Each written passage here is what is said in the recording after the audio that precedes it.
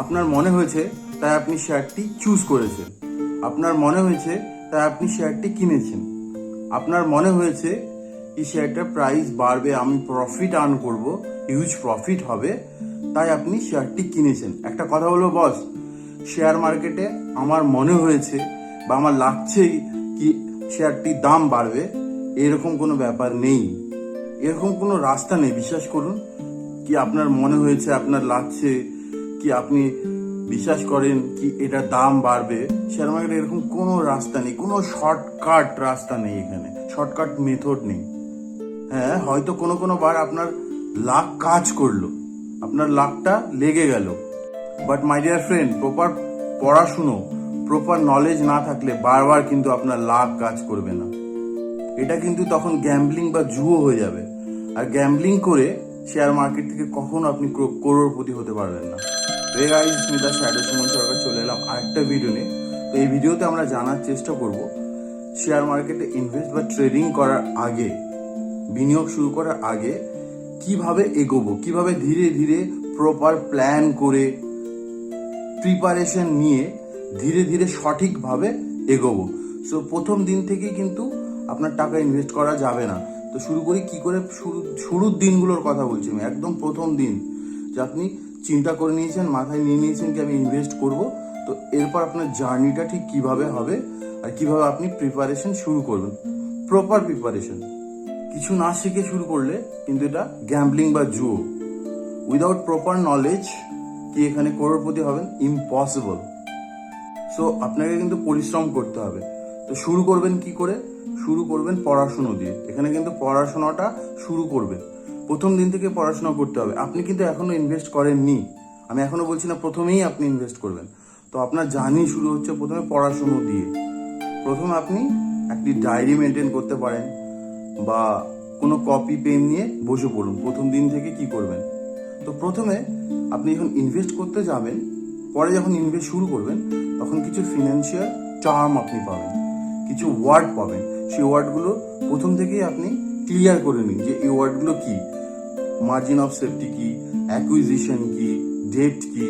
তো এর জন্য আপনাকে আমি একটা ওয়েবসাইট বলছি, সেখান থেকে আমি তো নিজেও দেখেছি, ইনভেস্টোপিডিয়াতে আপনি ফিনান্সিয়াল টার্মগুলো ক্লিয়ার করতে পারবেন।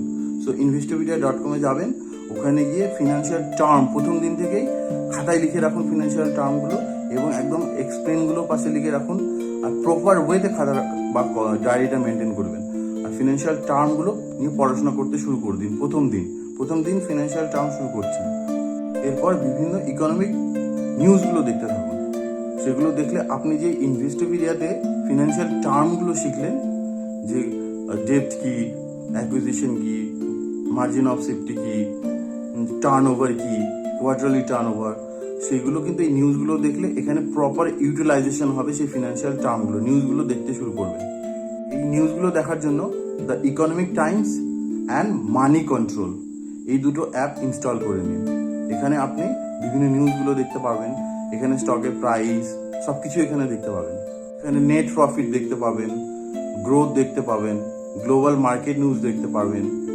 এখানে লক্ষ্য রাখুন কোম্পানি অন্য কোনো কোম্পানির সাথে কন্ট্রাক্ট সাইন করছে কিনা, দেশে কোনো প্রজেক্ট শুরু করছে কিনা, বা বিদেশে কোনো প্রজেক্ট শুরু করছে কিনা, এই ব্যাপারগুলো এই নিউজগুলো থেকে পাশাপাশি লক্ষ্য রাখতে শুরু করুন। এর ফলে আপনি কোনো কোম্পানির ফিউচার অ্যানালাইজ করতে পারবেন, প্রেডিকশন করতে পারবেন যে ফিউচারে কি হতে পারে। এরপর আপনি টিভিতে প্রচুর নিউজ চ্যানেল আছে স্টক মার্কেটের উপর, এনডিটিভি, প্রফিট, এগুলো দেখতে শুরু করুন। তারপর প্রচুর ইউটিউব চ্যানেল আছে, এটা কিন্তু আপনাকে শুরু করতে হবে। প্রচুর ইউটিউব চ্যানেল আছে শেয়ার মার্কেটের উপর, এখান থেকে আপনার ফান্ডামেন্টাল অ্যানালাইসিস আর টেকনিক্যাল অ্যানালাইসিস ভেরি ইম্পর্টেন্ট। এটা দেখে কিন্তু অনেকের মাথা ঘুরে যায়। আর যদি আপনি টেকনিক্যাল অ্যানালাইসিসকে বশ করতে পারেন, তাহলে আপনি কিন্তু অত্যন্ত লাভবান। সো এই দুটো অ্যানালাইসিস কিন্তু ইউটিউব চ্যানেল থেকে দেখতে শুরু করুন। এর ফলে আপনি প্রেডিকশন করার কনফিডেন্সটা আপনার মধ্যে বাড়বে। তো ইউটিউব চ্যানেলগুলো এরপরে আপনাকে শুরু করতে হবে।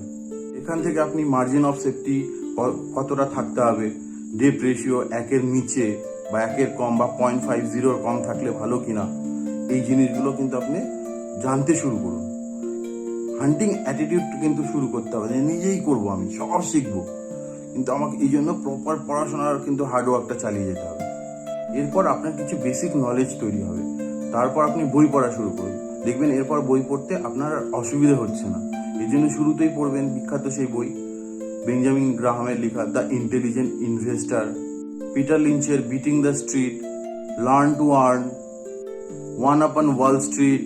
আচ্ছা, এখানে আমি একটা কথা বলে রাখি, আমি কিন্তু এখানে কারো প্রমোট করছি না, আমি আপনাদেরকে ভালো জিনিসের সন্ধান দিচ্ছি মাত্র। এরপর আপনি পেপার স্টক শুরু করুন। পেপার স্টক মানে আপনি পেন নিন, খাতা নিন, কপি নিন, সেখানে শেয়ার চুজ করুন, 5টা হোক 10টা হোক, এরকম টার্গেট রাখুন। কি সেই শেয়ারগুলো আপনি চুজ করলেন, সেই শেয়ারগুলো লিখে রাখুন এবং কেন চুজ করলেন, তার ফান্ডামেন্টাল কি, তার টেকনিক্যাল অ্যানালাইসিস কি, সেটাও পাশাপাশি লিখে রাখুন যে এই স্টকগুলো আমি চুজ করেছি, এর পেছনে রিজনগুলো হচ্ছে এটা। তাহলে আপনার কনফিডেন্ট বাড়বে। তারপর সেই স্টকগুলোর প্রাইস আপনি ওয়াচ করতে শুরু করুন, অবজার্ভ করুন যে আপনি যেগুলো চুজ করেছেন সেগুলো ঠিক কিনা বুঝতে পারেন। যদি প্রাইস বাড়ে তাও ওখান থেকে যদি প্রফিট, আপনি কিন্তু এখনো কেনেননি, আপনি জাস্ট পেপার স্টকে খাতায় কিনে নিন, ধরে নিন আপনি কিনেছেন, এই 5টা স্টকে আপনি ইনভেস্ট করেছেন, কিনে নিন রাফলি। তারপর আপনি তার ফান্ডামেন্টাল অ্যানালাইসিস, টেকনিক্যাল অ্যানালাইসিস নিচে নোট করে রাখুন, কেন সেগুলো চুজ করেছেন নিজে, এবং এক্সপ্লেন করে রাখুন। তারপর সেগুলোর দেখতে থাকুন, সেগুলো আপস অ্যান্ড ডাউনস দেখলে আপনার কনফিডেন্স গ্রো করতে শুরু করবে। আপনি কিন্তু এখনো ইনভেস্ট করেননি, আপনি শুধু আপনার সেই খাতায় কেনা স্টকগুলো ওয়াচ করতে থাকুন যে আমি ওয়াচ করেছি, আমার রেজাল্ট কি হচ্ছে, নিজের রেজাল্টটা অ্যানালাইসিস করুন যে আমি ঠিক দিকে এগোচ্ছি না আমার আরও কিছু শিখতে হবে, আমার নলেজ আরও বাড়াতে হবে। এরপর আপনি ডিম্যাট ডিম্যাটটা খুলে আপনি ট্রেডিং বা ইনভেস্টমেন্ট শুরু করতে পারেন, ট্রেডিং ইনভেস্টিং শুরু করতে পারেন।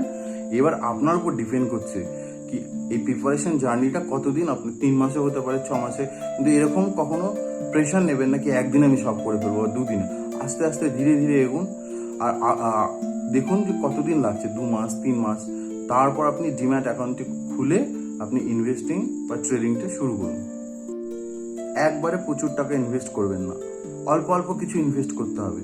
হয়তো আপনি 5 তারিখে ইনভেস্ট করলেন সামান্য টাকা, তারপর এরকম রুলস তৈরি করে নিন নিজের মধ্যে কি আমি 15 দিন পর বা 1 মাস পর সেই পরিমাণ টাকাটা আবার ইনভেস্ট করবো, তার 1 মাস পর আবার সেই পরিমাণ টাকাটা ইনভেস্ট, আস্তে আস্তে ইনভেস্টমেন্টটা বাড়াবেন, একবারে নয়।